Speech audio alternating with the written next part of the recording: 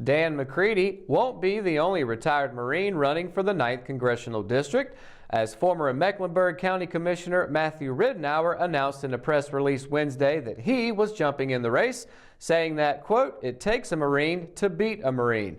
Ridenour brings the field of GOP candidates to 5 for the special election. Ridenour grew up in Charlotte and joined the Marine Corps in 2001, according to the release. He was deployed to Iraq in 2005 as a member of a provisional rifle company.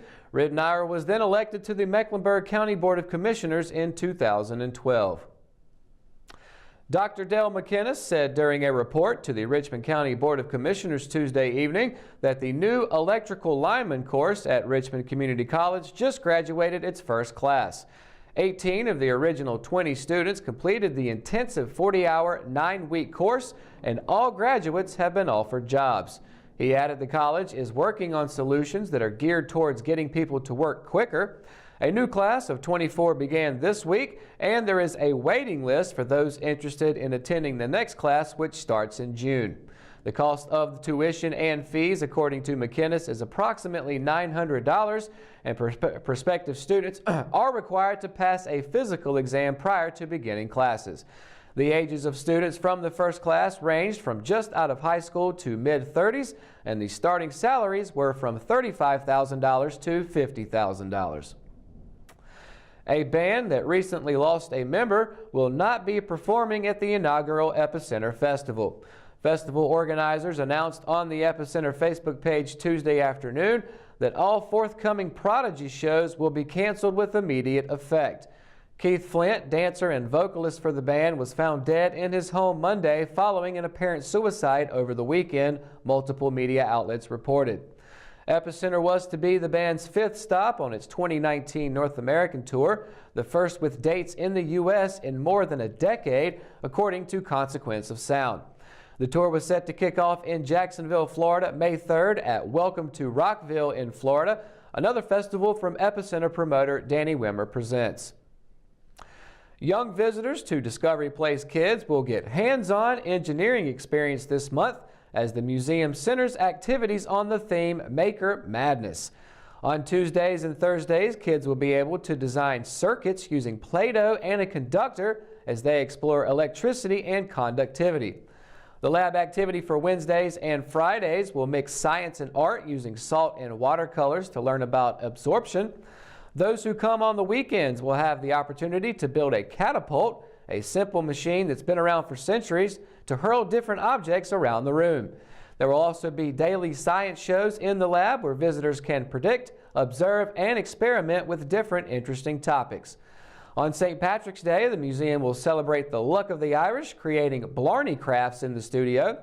This month's puppet show is Pangea's Got Talent, where spectators will observe different types of dinosaurs in an entertaining and educational talent show.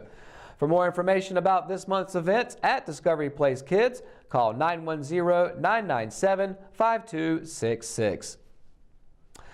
People wanting to learn the fate of Silent Sam will have to wait a bit longer. The University of North Carolina Board of Governors has approved an extension of the deadline for board members to devise a plan for the Confederate monument. Originally, a UNC Board of Governors task force on Silent Sam had until March 15th to develop a plan to deal with the Confederate monument that once stood on UNC Chapel Hill campus. Now, the task force has until May to determine whether Silent Sam will return to campus and whether it will return to its original spot at McCorkle Place. UNC BOG Chairman Harry Smith told board members in an email the extension gives the task force more time to do their work. The decision about what to do with Silent Sam has languished for months. Protesters toppled the monument during a protest in August of last year. Since then, the statue has been in storage as university officials determine Silent Sam's fate. A 2015 state law requires the North Carolina Historical Commission to approve relocation of memorials such as Silent Sam away from their home properties.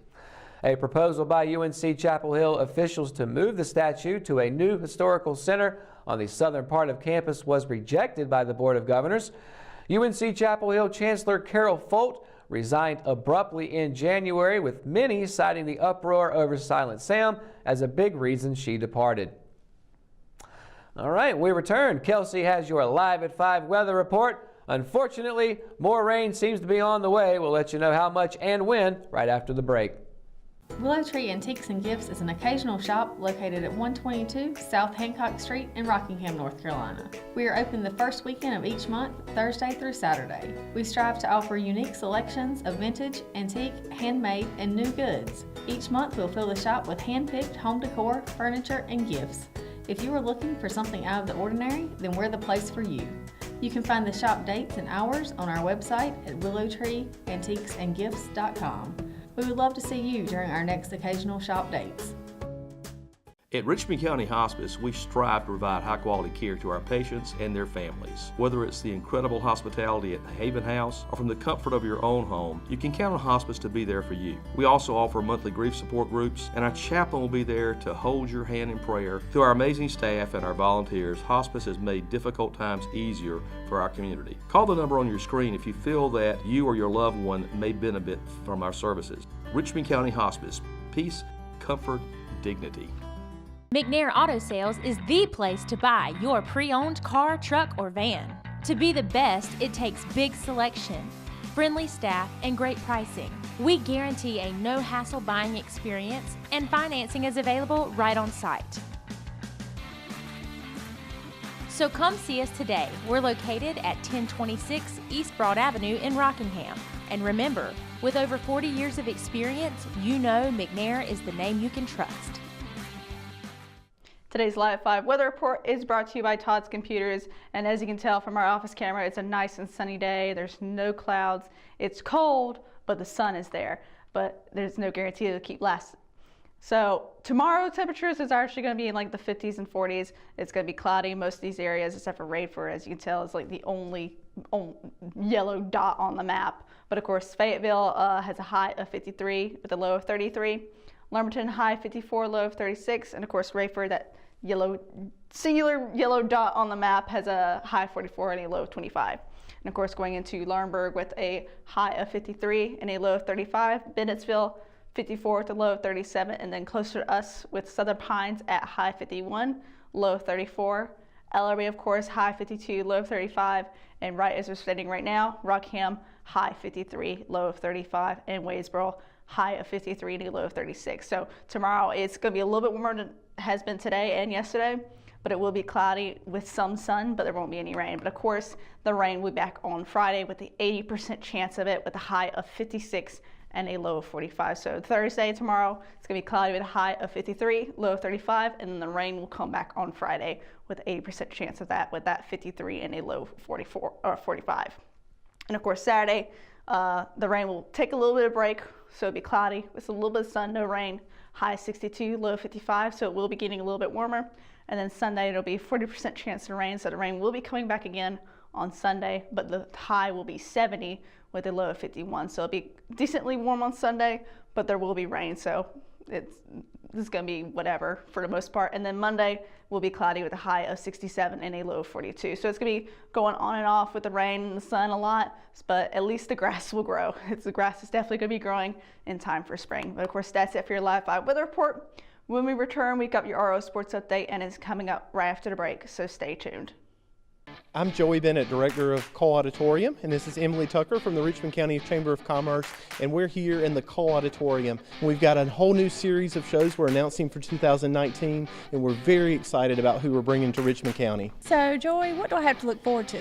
We have 3 fabulous shows that we're so excited about that are going to be right here at Cole Auditorium. Scotty McCreery, Craig Morgan, and Hotel California. And where do I go to find these tickets? You call us here at the box office, 910-410-1691, or come by and see us. At Kyocera, we see your company differently.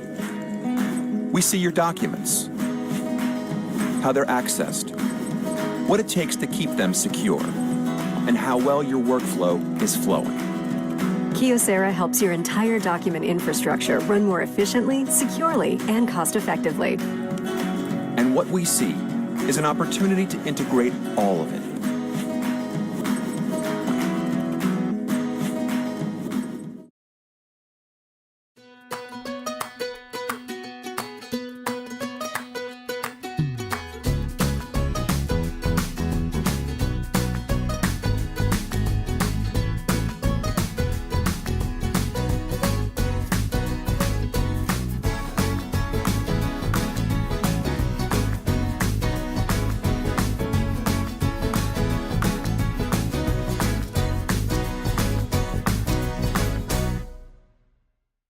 A late game foul, an expired clock, and a well-placed shot were all components in the Richmond Senior High School girls soccer team's win on Tuesday. Battling cold temperatures on the road at Purnell Sweat High School, the Lady Raiders opened their Sandhills Athletic Conference schedule with a 3-2 win over the host Lady Rams. But the win wasn't easy for Chris Larson's team, as it came after letting two one-goal leads slip away earlier in the game. With the match knotted 2-2 with less than a minute left in regulation, senior Jayana Nicholson made a run on goal for Richmond up the middle of the field and was fouled.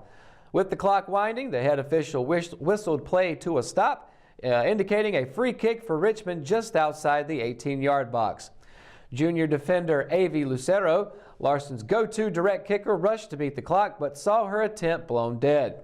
The final buzzer sounded, but Lucero was still awarded an opportunity to take a shot. She chipped the ball over a wall of defenders and watched it bounce off the crossbar and behind goalkeeper Monica Lowry for the win. The Lady Raiders are now 2-0 and will look to keep things rolling against SAC opponents with their next road test Friday at reigning conference champion Pinecrest High School. That game is set for 7 p.m. Two losses in the last week to tough competition paid off for the Richmond boys tennis team Tuesday. The Raiders traveled to Purnell Sweat High School and opened their 2019 SAC schedule with a 5-4 win over the Rams. The match came down to the final doubles pairing of the afternoon, with number 3 players Kareem Ojeda and Alex Yates securing the win.